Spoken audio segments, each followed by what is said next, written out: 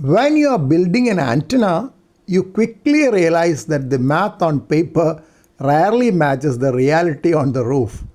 One of the biggest culprits is the velocity factor. It's the reason why a quote-unquote half-wave dipole isn't actually a half wavelength long in physical wire, and why your coaxial feed line behaves differently than a radio wave traveling through the clouds. Now, what is this velocity factor? In a perfect vacuum, electromagnetic waves travel at the speed of light, which is approximately 300,000 kilometers per second. However, once you introduce a medium like copper in a wire or plastic insulation in a coaxial cable, the wave slows down.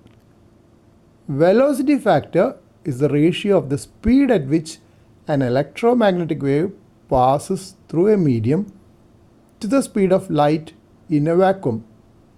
It is expressed as a decimal or a percentage. Velocity factor is equal to velocity by c. Vacuum velocity factor 1.0 or 100%. Solid polyethylene, which is a coax dielectric, it is 0.66 or 66%. If it is foam polyethylene as the coax dielectric, velocity factor is 0.80 to 0.85, that is 80 to 85%. Bare copper wire velocity factor is 0.95 to 0.98, that is 95 to 98%. Why it changes your antenna length? When we calculate the length of an antenna, we use the formula for wavelength. Lambda is equal to c by f. But since the signal travels slower in the wire than in a vacuum, the physical length required to contain that electrical wave is shorter. If you cut a wire to the theoretical vacuum length, it will be electrically too long and resonant at a lower frequency than intended. Then there is the end effect. Even for a simple wire dipole, we usually multiply the result by a factor of roughly 0.95. This accounts for the velocity factor of the wire itself and end effect, where the capacitance at the tips of the wire makes the antenna appear electrically longer than it is physically. In a coaxial cable, the velocity factor is determined almost entirely by the dielectric, the insulation between the center conductor and the shield. For solid polyethylene, it is 0.66. Dense material slows the wave significantly. Foam polyethylene, it is higher, 0.80 plus.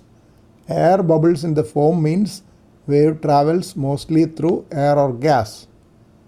Air-spaced or Teflon, typical velocity factor is 90 plus, that is closest to vacuum performance, and used in high-end or high-power lines.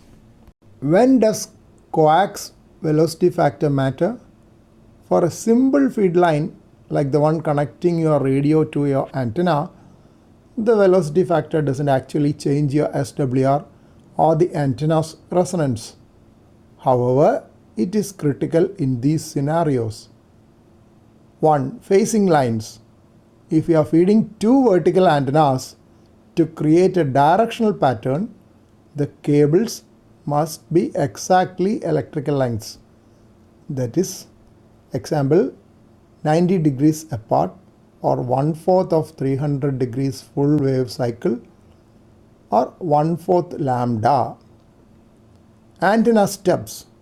If you are using a matching stub, that is a piece of coax used as a capacitor or inductor, the physical length is determined by the velocity factor.